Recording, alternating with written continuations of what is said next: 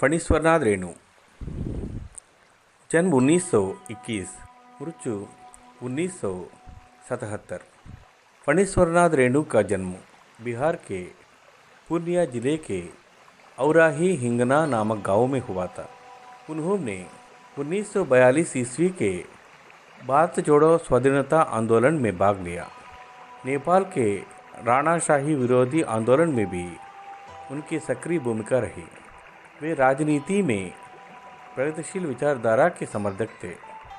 1993 ईस्वी में वे साहित्य सृजन के क्षेत्र में आए और उन्होंने कहानी, उपन्यास तथा निबंध आदि विविध साहित्यिक विधाओं में लेखन कार्य किया।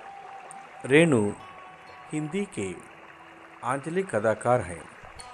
उन्होंने आंचल विशेष को अपनी रचनाओं का आधार बनाकर आंचलिक शब्दावली और मुहावरों का सहारा लेते हुए वहाँ के जीवन और वातावरण का चित्रण किया है।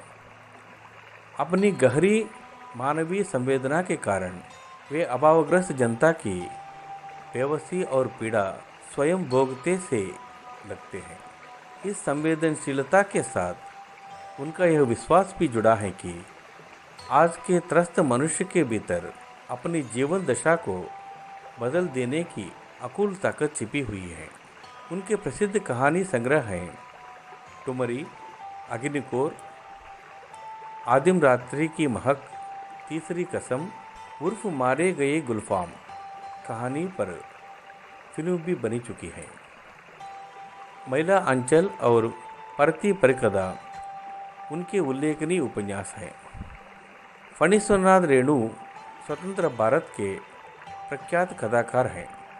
रेणु ने अपनी रचनाओं के द्वारा प्रेमचंद की विरासत को नई पहचान और भंगिमा प्रदान की। इनकी कला सजग आंखें, गहरी मानवीय संवेदना और बदलते सामाजिक यथार्थ की पकड़ अपनी अलग पहचान रखते हैं। रेणु ने महिला अंचल, परती परिकदा जैसे अनेक महत्वपूर्ण उपन्यास के साथ अपने शिल्प और आस्वाद में भिन्न हिंदी कथा नई परंपरा को जन्म दिया। आधुनिकतावादी फैशन से दूर ग्रामीण समाज रेणु की कलम से इतना रससिक्त, प्राणवान और नया आयाम ग्रहण कर सका है कि नगर एवं ग्राम के विवादों से अलग उसे नई सांस्कृतिक गरिमा प्राप्त हुई।